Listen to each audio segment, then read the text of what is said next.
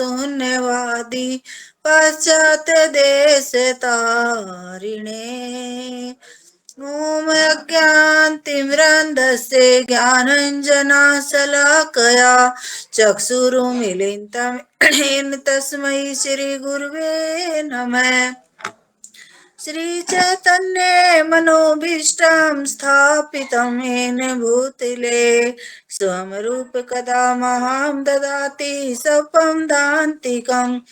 वन्देऽहं श्रीगुरो श्रीयुतपदकमलं श्रीगुरून् वैष्णवांश्च श्रीरूपं सागरजातं सहगण रघुनाथं वितं तं सजीवं साद्वैतं सावधूतं परिजनसहितं कृष्णं चैतन्यदेवं श्रीराधा कृष्णे पादान् सगणललिता श्रीविशाखावांश्च। हे कृष्ण करुणा सिंधो दीनबंधो जगतपते गोपेश गोपिका कांते राधा कांत नमस्तुते। तप्त कांचन गौरांगी राधे वृंदावनेश्वरी वरसिभानुसुते देवी प्रणमामि हरिप्रिये। वाञ्छाकल्पतरु कृपा सिन्धुभ्येव च पतितानां पावनेभ्यो वैष्णवेभ्यो नमो नमः। श्रीकृष्ण चैतन्य प्रभु नित्यानंद श्री अद्वैत गदाधर श्रीवासादि गौर भक्त वृंद। हरे कृष्णा कृष्ण कृष्ण हरे हरे हरे राम राम राम हरे हरे।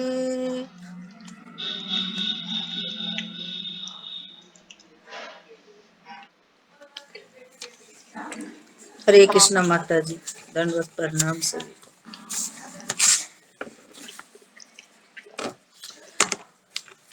माता जी शुरू करती हूँ मैं, कुछ आप करना कुछ मैं करती हूँ।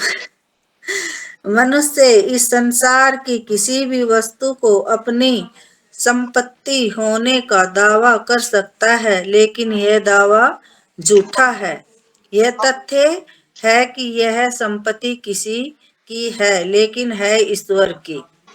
यहाँ प्रभुपाद जी हम मनुष्यों को समझाने की कोशिश कर रहे हैं कि संसार में जो भी कुछ वस्तु है वो हम समझते हैं कि हमारी है, ये हमारी है, लेकिन ये हमारा सब झूठा दावा है। लेकिन हमारा ये कुछ भी नहीं है, इसमें ये सब भगवान का है। लेकिन भगवान कहते हैं कि जैसे ईश्या वैश्यामिदं सर्वम, इसका अर्थ ये नहीं है कि ये संपत्ति मिथ्या है।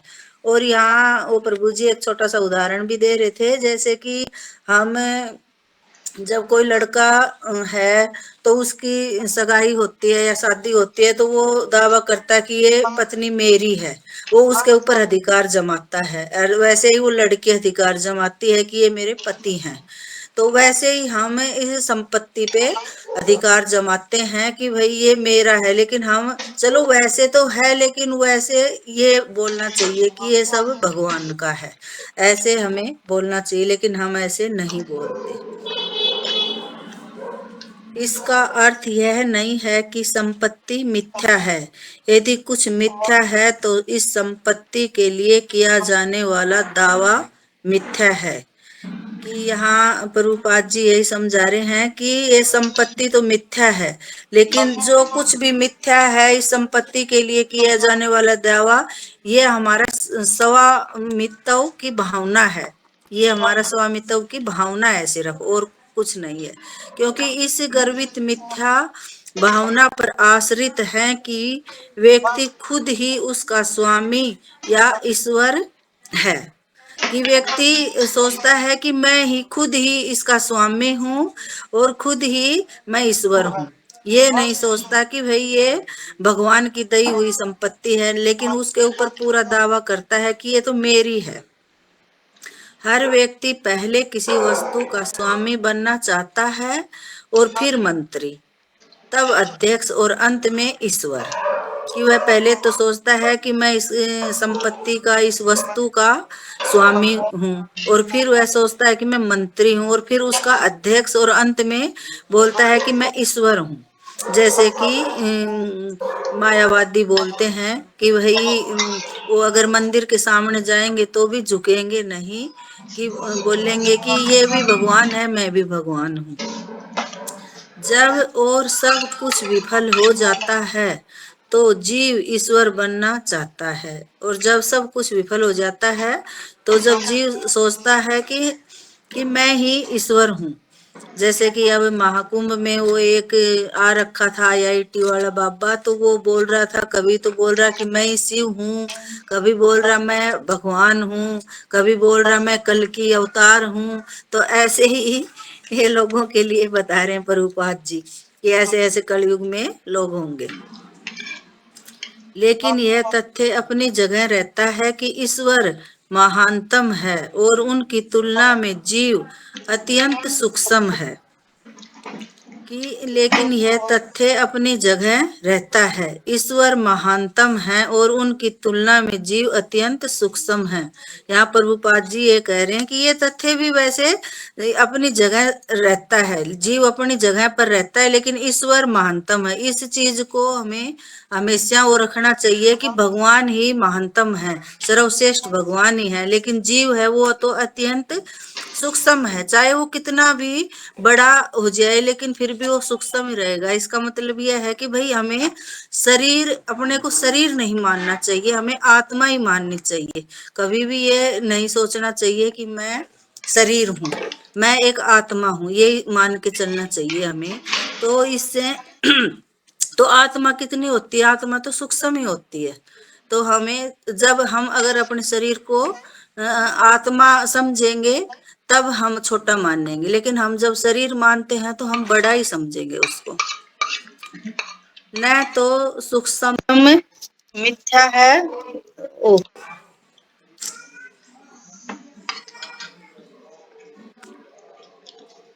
हरे कृष्ण माता जी, आवाज आ रही है? एक फोन आ गया था। आ रही है माता जी। आ रही है आ रही है। आ रही है।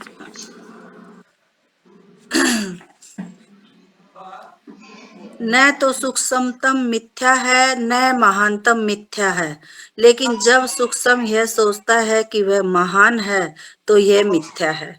यहाँ प्रभुपाद जी हमें ये श्लोक के माध्यम से समझाना चाह रहे हैं। जैसे कि भगवत गीता में दूसरे अध्याय का 12वां श्लोक है। वो श्लोक कौन सा है? 12वां। न तवे वाहम जातु नासम न तवम नेमे जनाधिपा न चैव न भविष्यामि सर्वे वैमत परम। इसका हिंदी अनुवाद है कि, मैं तो हिंदी अनुवाद भी भूल गई।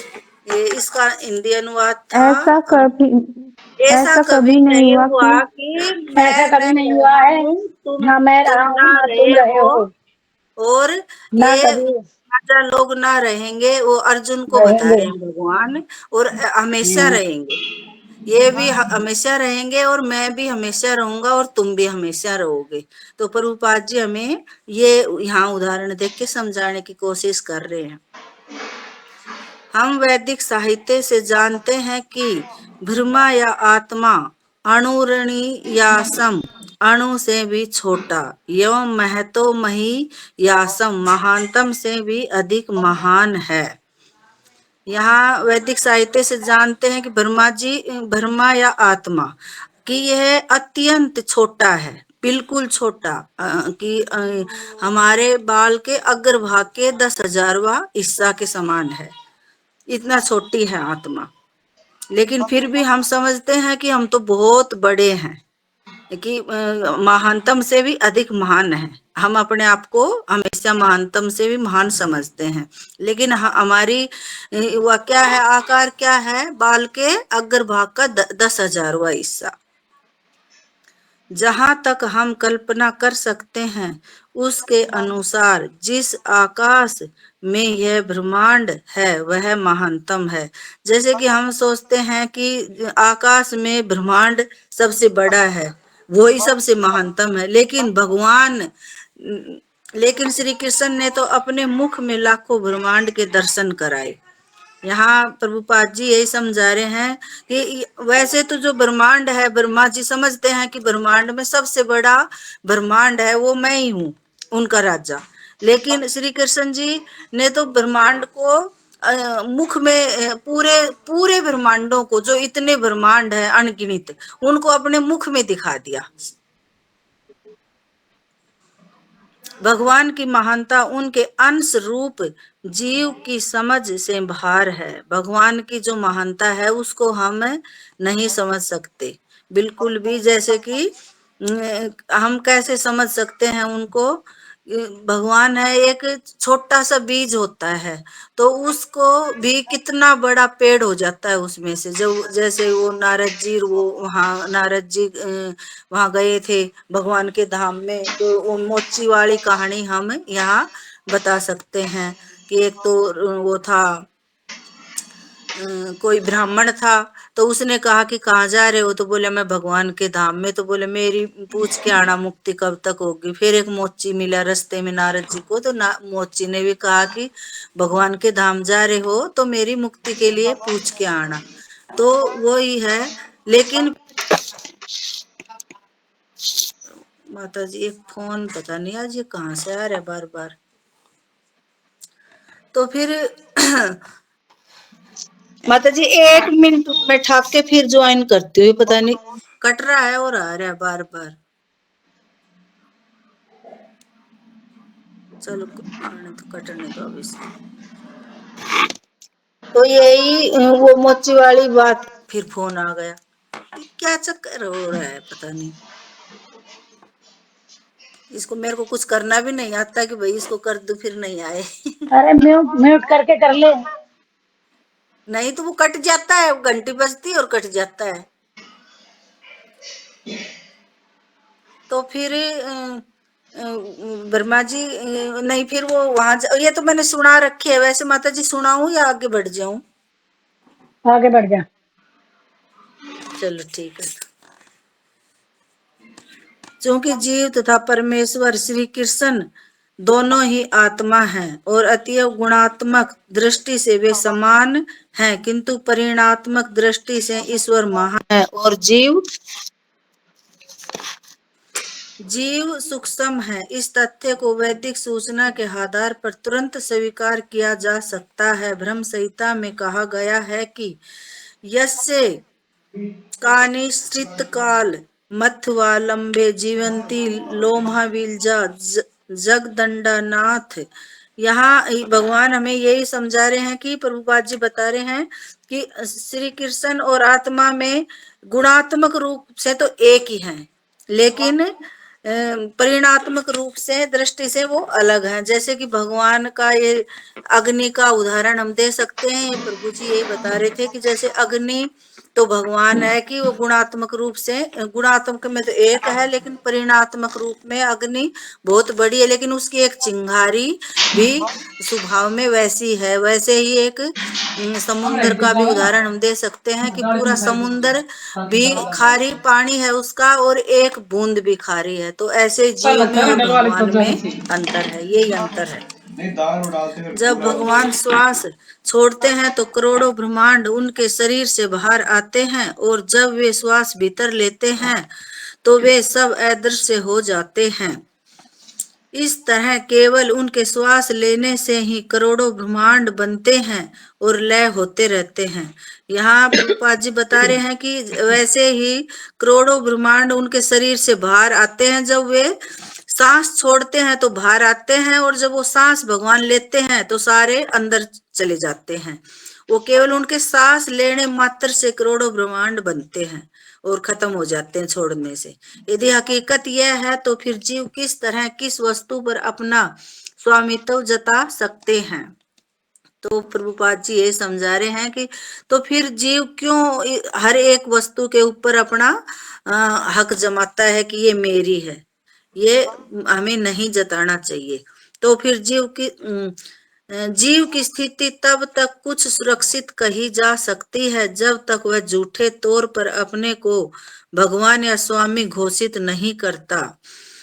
जब तक झूठे तौर पर अपने को भगवान या स्वामी घोषित नहीं करता, अपने आप को भगवान होने का दावा करना भी एक फैशन बन चुका है और मूर्ख लोग ऐसे दावों को मानते हैं। लेकिन वैदिक ग्रंथों से हम समझ सकते हैं कि भगवान इतने सस्ते नहीं हैं।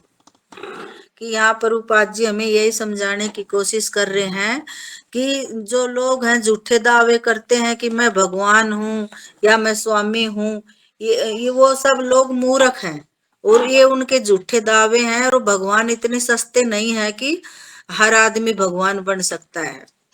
जब तक हम ऐसे गर्वित अहंकार पूर्ण दावे नहीं करते, तब तक हम मुक्त हैं।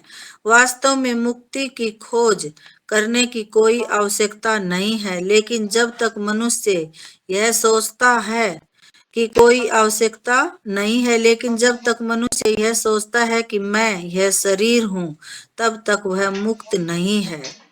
यहाँ पर प्रभुपाद जी यही समझा रहे हैं कि वो कितने भी अहंकार पूर्ण दावे नहीं करते, तब तक वह मुक्त नहीं हो सकता। जब तक वह अपने आप को ये नहीं सोच लेगा कि मैं मैं यह शरीर हूँ, आत्मा नहीं हूँ, जब तक वह चाहे कितने भी दावे कर ले। और मुक्ति का अर्थ है यह है कि भली भांति जानना कि मनुष्य का आत्मा शरीर से सर्वथा भिन्न है, कि मनुष्य की आत्मा हमेशा शरीर से अलग रहती है। ये नहीं कि शरीर तो कितनी बार बनता है और हम कितनी बार जन्म लेते हैं और चला जाता है, लेकिन आत्मा होती है वह कभी नहीं मरती, वह हमेशा सच्चिदानंद होती है।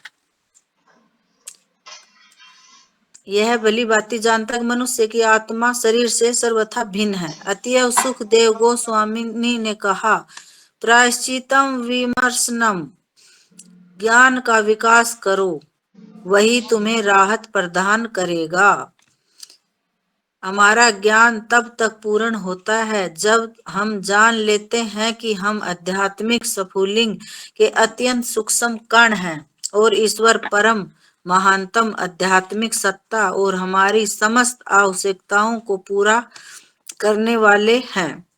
यहाँ यही बता रहे हैं प्रभुपाद जी कि हमारा ज्ञान तब तक पूर्ण नहीं होगा जब तक हम नहीं जान लेंगे कि हम तो आध्यात्मिक हम तो आध्यात्मिक की एक स्फुलिंग के एक चिंगारी होती है, एक धूल की, मान लो एक धूल का कण भी नहीं है।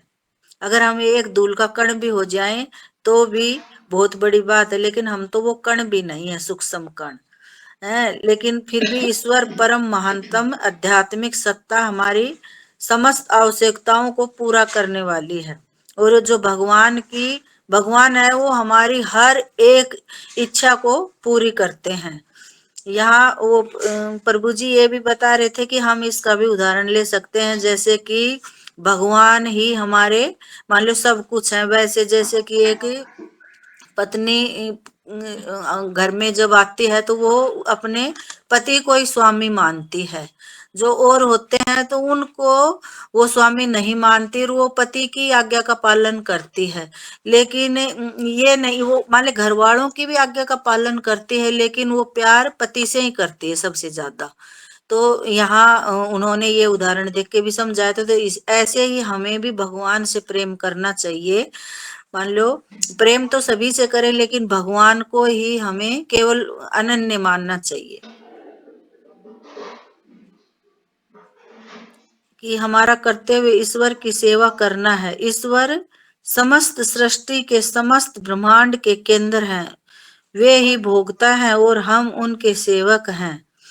जब यह सिद्धांत स्पष्ट हो जाता है तो हम मुक्त हो जाते हैं। मुक्ति का अर्थ है समस्त मिथ्या धारणाओं से छुटकारा। ऐसा नहीं है कि मुक्ति के बाद मनुष्य 10 हाथ हो जाते हैं। श्रीमद् भागवतम में मुक्ति की परिभाषा इस प्रकार दी है कि मुक्ति हित्वा अन्यथा रूपम, मुक्ति का अर्थ है छोड़ देना। यहाँ ये बता रहे हैं कि स्वरूप सिद्धि व्यक्ति, मुक्ति का अर्थ है यहाँ स्वरूप सिद्धि व्यक्ति।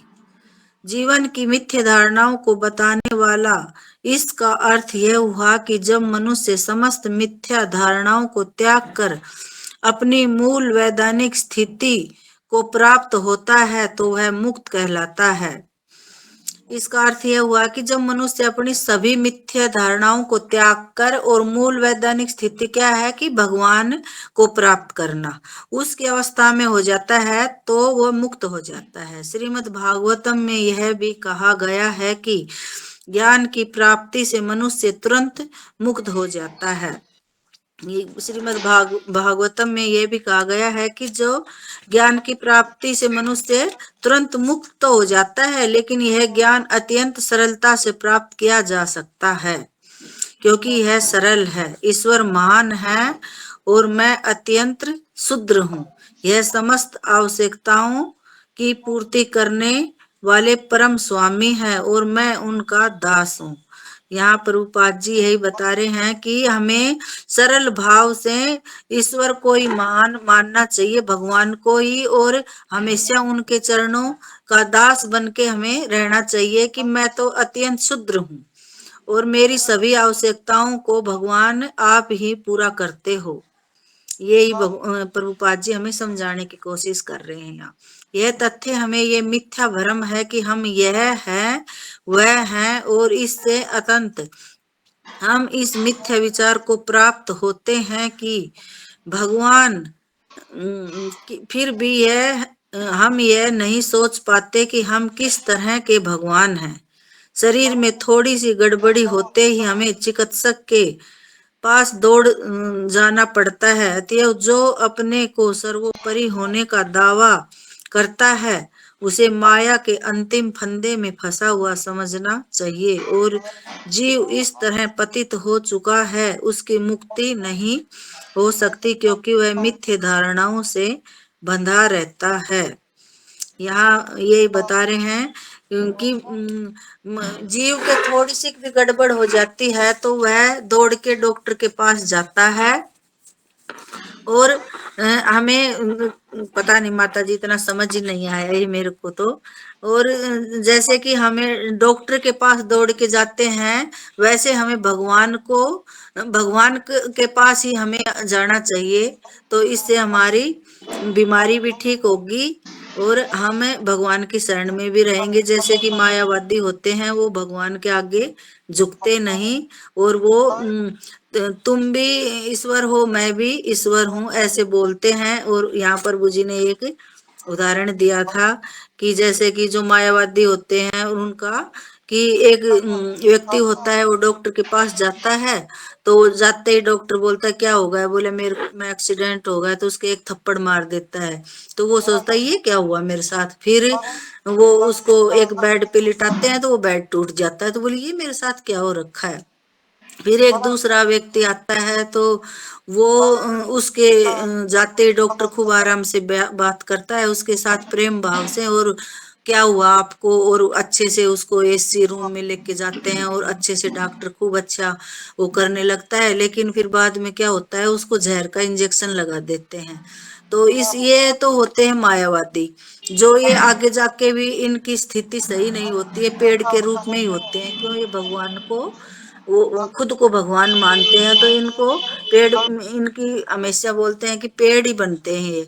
और जो जिसको डांट डपट लगाई गई थी वो होते हैं भगवान के भगत, कृष्ण के भगत, जो कि डांट डपट भी लगती है उनको। और जैसे कि इस्कॉन के बारे में भी बता रहे थे कि जो मान लो कई चीजें होती हैं वो उनको टाइट लगती हैं, एक बार बुरी लगती हैं, लेकिन फिर बाद में उनका अच्छे से नियम पालन करते हैं। तो एक बार कोई भी चीज होती है वो बुरी लगती है लेकिन बाद में उसका फल अच्छा होता है कि वो सीधा कृष्ण भगवान के धाम में जाता है। लेकिन जिसकी अच्छी सी सेवा पानी हुई, एसी रूम में भी ले गए, डॉक्टर ने अच्छे से बात भी करी, लेकिन उसको जहर का इंजेक्शन लगा दिया। तो इसको यही समझाने की कोशिश कर रहे थे तो कि हमें भगवान की ही शरण में जाना चाहिए, मायावादियों के चक्कर में नहीं पड़ना चाहिए। हरे कृष्णा माता जी, मेरे को कुछ समझ नहीं आया, मैंने तो ऐसे ही बोला है, अब आपको कुछ आया समझ में तो समझा दो। समझा रहे माता जी, आप अच्छे समझा रहे, बल्कि मैं तो इतना नहीं समझा पाती, आपने अच्छे समझाया, आप पूरा अच्छे से सुना है ना आपने इसको, मैंने इसको माता अच्छे जी से सुना तो था लेकिन कुछ समझ ही नहीं आया। नहीं नहीं, आप इसको बता रहे हो सही, क्योंकि मेरा ना मेरे फोन में कुछ परेशानी हो रही है कि नेट चाहिए इसके लिए बहुत ज्यादा ना, वाईफाई कनेक्ट नहीं कर रहा, पता नहीं 3 दिन हो गए आज में, इसलिए सारी क्लास भी माता नहीं जी मिल पा रही। हमारे हो रखा है वाईफाई का, पता और नहीं जो क्या हो फोन रखा का जो है। नेट है वो जब भी खत्म हो जाने का, वो मैं सारा वो दिन फोन सात चला नहीं सकती ना। 70 रुपए का डलवाया था, वो ये सुन सुन के खत्म कर दिया। हाँ तो वो कई क्लास वो सुनना पड़ता है ना लेक्चर उसके, 1 घंटे में उसको से 2 पेज हाँ, करते हैं प्रभु जी, हाँ, और फिर उसमें वो बहुत 2-3 टाइम लगता है। क्लास ले ली, 2 दिन हो गए नहीं डलवाए मेरे तो हुए फोन वो। में कुछ खराबी हो रही है, पता नहीं क्या हुआ, बेटे को बोला भी था लेकिन दिखा के लाया नहीं, शायद कल दिखा के लाएगा। चलो ठीक है माता, जब कुछ आप बता दो। बस इतना ही पढ़ना है आपको, आगे नहीं पढ़ना? ठीक है तो चलो। हाँ, फिर 9 बज जाएंगी। अच्छा अच्छा ठीक। तो इसमें हमने पढ़ा कि माता जी ने बताया कि इसमें मनुष्य इस संसार की किसी भी वस्तु को अपनी संपत्ति होने का दावा कर सकता है, लेकिन ये दावा झूठा है। हम क्या करते हैं संसार में, हम सब दावा करते हैं ना, मेरी पत्नी है, मेरा पति है, मेरे बच्चे हैं, मेरा घर है, मेरी गाड़ी है, मेरे घर वाले, मतलब सब कुछ मेरा है मेरा है मेरा है करते रहते हैं ना, कि सब कुछ मेरा है। हम ये भूल जाते हैं कि कुछ भी अपना नहीं है, सब कुछ भगवान का है। जैसे इसमें श्लोक कोट किया है प्रभा जी ने, ईशावास्य इदम सर्वम, ये ईशोपनिषद का श्लोक है, पहले भी हमने इसको पढ़ा है इसी में। यानी इसका अर्थ है कि जो भी कुछ है वो सब कुछ भगवान का है। ये तो भगवान ने दया करके हम सबको हमारा हिस्सा दे दिया है। अगर इसके अलावा हम कुछ जो भी कुछ बचा है वो हमें क्या करना चाहिए कि वो दूसरी वस्तु किसकी है, भगवान की है, या भगवान ने किसी और को दी है उसकी है, तो हमें उस पर कहते हैं नजर नहीं डालनी चाहिए। पिछली बार अभी हमने पढ़ा था इसको। यानी जितनी हमें जो भी हमें दिया है भगवान ने, धन है, बच्चे हैं, परिवार है, जो भी कुछ हमारे भाग के अनुसार हमें मिला, हमें उसी में संतोष रखना चाहिए। दूसरी वस्तु किसकी है उस पर ध्यान नहीं देना चाहिए, या उसको प्राप्त करने के लिए संघर्ष नहीं करना चाहिए, उसके प्राप्त करने परिश्रम नहीं करना चाहिए। क्यों? क्योंकि जितना भाग में है मुझे उतना ही मिलता है। हम उससे ज्यादा परिश्रम करते हैं कि नहीं ज्यादा से ज्यादा हो, ज्यादा से ज्यादा हो, तो फिर क्या होगा कि हम भक्ति नहीं कर पाएंगे, बिल्कुल भगवान का नाम नहीं ले पाएंगे, बस हम उसी में चक्कर में ही पड़े रहेंगे, बस ज्यादा से ज्यादा सुख सुविधाएं हो। अब वो कहते हैं ना, जिसके पास जितना धन है उसके अनुसार उसके खर्चे हो जाते हैं। अगर ज्यादा धन दिखेगा तो हम ज्यादा सोचेंगे भी हम जो है अच्छी सुख सुविधाएं हमारे पास है ना, और ज्यादा ज्यादा भोग करें। कम है तो कम के अनुसार व्यक्ति कर लेता है। तो इसलिए प्रभा जी यहीं पर ये समझा रहे हैं कि हमें ये नहीं सोचना चाहिए कि सब कुछ मेरा है ना, मैंने कमाया है। क्यों? क्योंकि हम हर चीज को सोचते हैं कि मेरा है, लेकिन हमारा कुछ भी नहीं है, सब कुछ भगवान का है। यहां तक कि जो शरीर है ये भी हमारा नहीं है। हम बोलते हैं मेरा हाथ मेरा पैर, लेकिन जो अंदर बोल रहा है मेरा, मैं कौन हूं, उसको भूल जाते हैं। बस ये देखते हैं कि ये मेरा शरीर है, मेरा परिवार है, मेरे बच्चे हैं। तो हमें इस पर जो है हमें स्वामी बनने का प्रयास नहीं करना चाहिए। हमें ये सोचना चाहिए कि सब कुछ भगवान का है। हमें कुछ मिला है तो भगवान की दयावश, भगवान की कृपावश हमें हमारे कर्मों के अनुसार भगवान ने हमें दिया है, तो हमें उसी में संतोष करना चाहिए। क्यों? क्योंकि जीव क्या है, जीव तो सूक्ष्मतम है, बिल्कुल सूक्ष्म है जीव, बिल्कुल सूक्ष्म यानी अणु है। और भगवान क्या है, भगवान महानतम है, भगवान विभू है। तो इसलिए भगवान को विभू कहा गया है और जीव को अणु कहा गया है, बिल्कुल सूक्ष्म है। यानी हम गुणात्मक दृष्टि से भगवान के समान है, क्योंकि जो गुण भगवान के अंदर है वो गुण हमारे अंदर भी है, लेकिन मात्रा की दृष्टि से हम भगवान के समान नहीं है। जैसे कि एक समुद्र है और समुद्र की एक बूंद को हम ले उदाहरण के तौर पर, तो समुद्र की जो बूंद है उसमें भी वही गुण है, वो भी खारी है और समुद्र भी पूरा खारी है, लेकिन मात्रा की दृष्टि से वो बिल्कुल थोड़ा सा एक बूंद पानी है और वो पूरा इतना भव्य समुद्र है। तो यानी ये हमारे में भी फर्क है, भगवान में और जीव में ये अंतर है। फिर जैसे इसमें अगले पैराग्राफ में बताया है कि हम वैदिक साहित्य से जानते हैं कि ब्रह्म या आत्मा अणोरणि या सम, अणु से भी छोटा एवं महतो महियासम, महानतम से भी अधिक महान है। तो भगवान महानतम से भी महान है और जीव अणु से भी छोटा है। तो जहां तक हम कल्पना कर सकते हैं कि उसके अनुसार जिस आकाश में यह ब्रह्मांड है वह महानतम है, लेकिन कृष्ण ने अपने मुख में लाखों ब्रह्मांडों के दर्शन कराए हैं।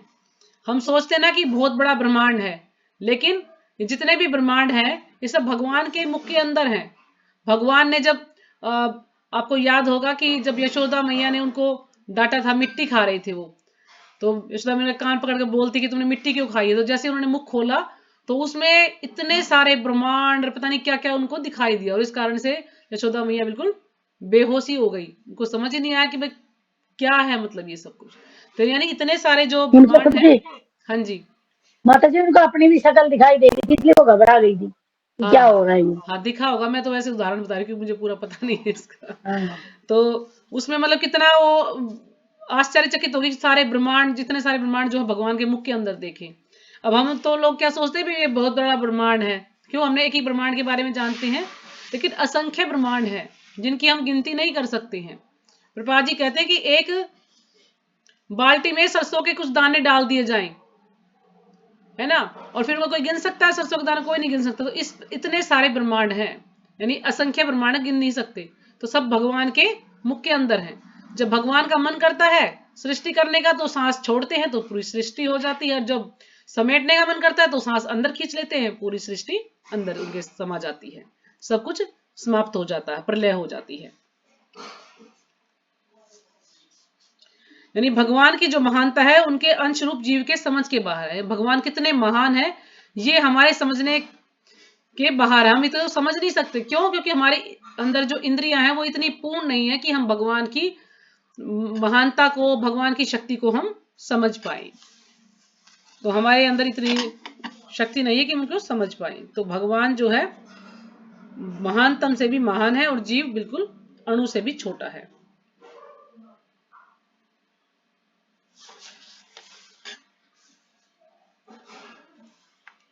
तो अगले पैराग्राफ में वही है जो कि हमने पढ़ा अभी कि भगवान जब सृष्टि करते हैं तो श्वास छोड़ते हैं, और जब सृष्टि जो प्रलय करनी हो तो श्वास अंदर ले लेते हैं। तो इस पैराग्राफ में यही बताया है।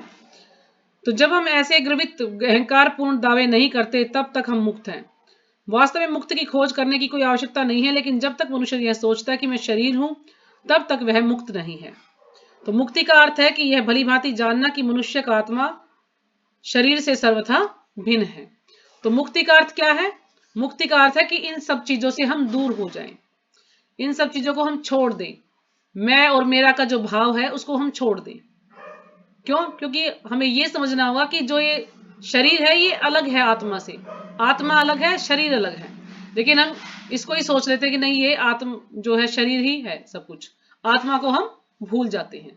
तो मुक्ति का अर्थ है कि हम इन चीजों से हम अलग हो जाए, हमें ज्ञान हो जाए कि मैं शरीर नहीं आत्मा हूं और मेरा कार्य है भगवान की सेवा करना। तो यदि हम ये हमारे अंदर भाव आ जाएगा और हम ये सोचेंगे भाई सब कुछ भगवान का ही है और हमारा कार्य भगवान की सेवा करना, भगवान को प्रसन्न करना, तो फिर हम मुक्त हो सकते हैं।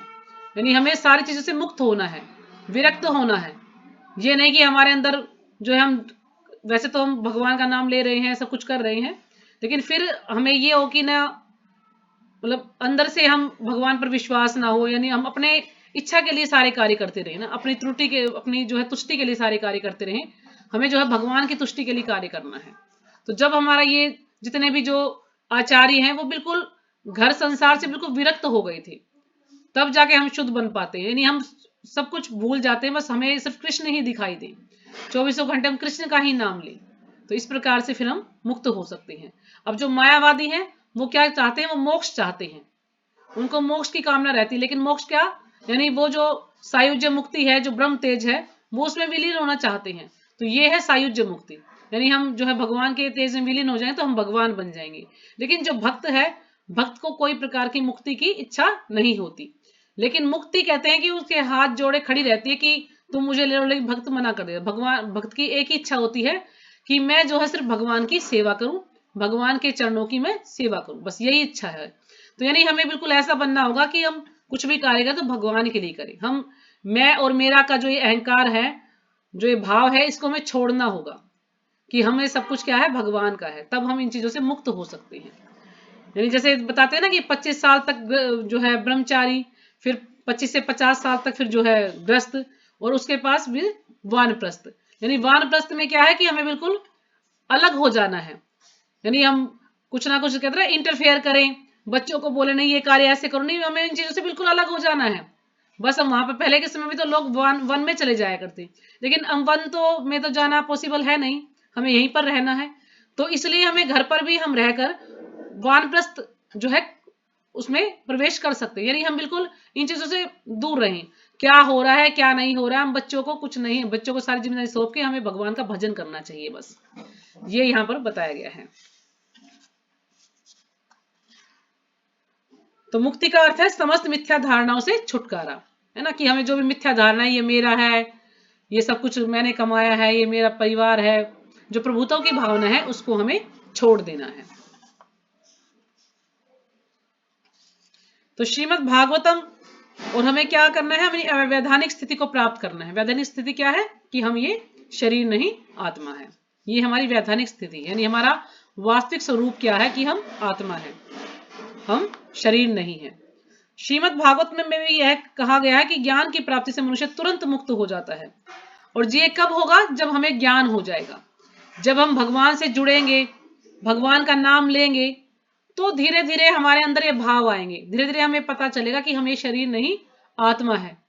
तो धीरे धीरे, यानी कहा जाता है कि जब हमें भगवान से जुड़ते हैं, भगवान से जुड़ने के बाद ही ज्ञान और विरक्ति दोनों साथ आते हैं।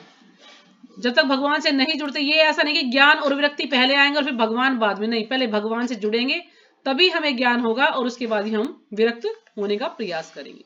यानी भगवान से जुड़, कृष्ण भावना से जुड़ने के बाद ही ज्ञान और वैराग्य हमारे जीवन में आते हैं।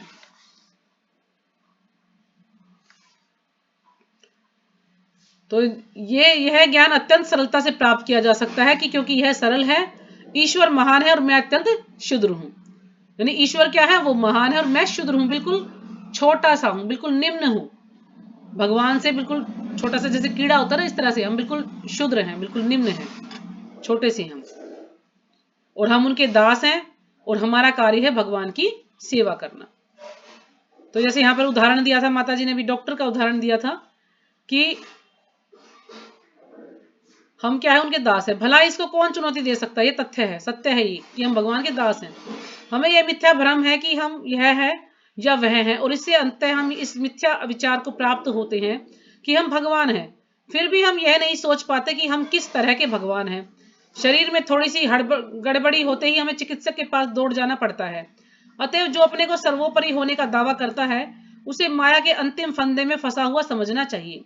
और जो जीव इस तरह पतित हो चुका है, उसकी मुक्ति नहीं हो सकती, क्योंकि वह मिथ्या धारणाओं से बंधा रहता है। अब हम इस माया जाल में फंसे हुए हैं, है ना, हमें सब कुछ बड़ा अच्छा लगता है कि नहीं, ये मेरी पत्नी है, मेरे बच्चे हैं, मेरे पास धन है, गाड़ी है, बंगला है, सब कुछ है। और जब भी अगर हमें कोई ये कहेगा कि तुम दुखी हो, तुम्हें क्या दुख है, तो हम बिल्कुल, मतलब दुखी होते हुए भी हम दुखी होने का जो है दिखाएंगे नहीं। हम कहेंगे नहीं भाई, हमें कोई दुख नहीं है, हम तो बिल्कुल ठीक है, हम तो अच्छे से जो है अपना रह रहे हैं, कोई दुख नहीं है हमको। क्यों? क्योंकि हम क्या है, हम माया के चंगुल में फंसे हुए हैं। जैसे कि माता जी ने उदाहरण दिया डॉक्टर का, कि एक तो हम ऐसे डॉक्टर के पास जाए कि हमने उसको कहा कि हमें चोट लगी है, और उसने हमें जो बेड पर लिटाया, बेड टूट गया, उसने हमें थप्पड़ मारा। तो ये क्या है, ये सब भगवान अगर कुछ कष्ट दे रहे हैं हमें जो असलियत बता रहे हैं कि आखिर में हमें करना क्या है, वास्तविकता क्या है। और दूसरा, हम मान लिया हॉस्पिटल में जाते हैं, वो हमें बड़े अच्छे से बेड पे बैठाते हैं, बात करते हैं, नर्स आती है, वो हमें जो है इंजेक्शन, लेकिन वो इंजेक्शन क्या लगाया, जहर का इंजेक्शन लगा दिया। यानी जो माया की तुलना उससे की गई है, यानी हम माया के चंगुल में फंस जाते तो हमें सब कुछ बड़ा अच्छा लगता है, नहीं सब कुछ बहुत अच्छा है, हम तो अच्छे से रह रहे हैं। क्यों? क्योंकि माया हमें सहलाती रहती है। अगर जीव उसमें फंसना चाहता तो माया भी हमें दिखाएगी, नहीं यहाँ पे बहुत सुख है, इस भौतिक संसार में बहुत सुख है, तुम यहाँ पर आओ, यहाँ पर बहुत सुख है, कोई दुख नहीं है, और हम उसके चंगुल में फंसते चले जाते हैं। लेकिन यदि हम भक्ति में जुड़ते हैं तो कुछ हमें तपस्या करनी पड़ती है, कुछ कष्ट भी हमारे जीवन में आते तो हम सोचते हैं अरे ये तो सब बेकार है। लेकिन हम इस चीज को नहीं समझते कि जो भगवान है वो हमें सुधारने का प्रयास कर रही है। अगर हम भगवान की भक्ति में जुड़ते हैं तो हो सकता है हमें शुरू में कार्य अच्छा ना लगे।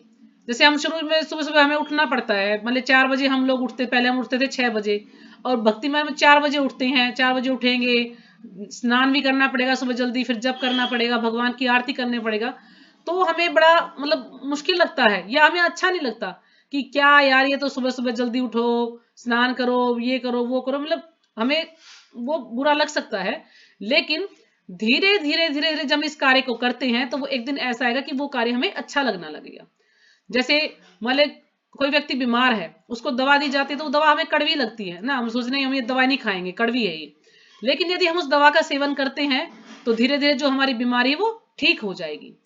तो इसलिए हमें माया के चंगुल में ना फंस करके भगवान की भक्ति करनी है। वो मुश्किल लग सकती है हमें, हो सकता है हम अनमने मन से करें, हमारा मन ना हो, हमारी रुचि ना हो, लेकिन जैसे जैसे हम उसको करेंगे तो धीरे धीरे हमारा मन भी उसको करना लगेगा और धीरे धीरे जो हमारे जो पाप कर्म है वो सब जो है धीरे धीरे समाप्त हो जाएंगे और एक दिन ऐसा अवश्य आएगा कि हम सब जो है अच्छे से भगवान की भक्ति कर पाएंगे।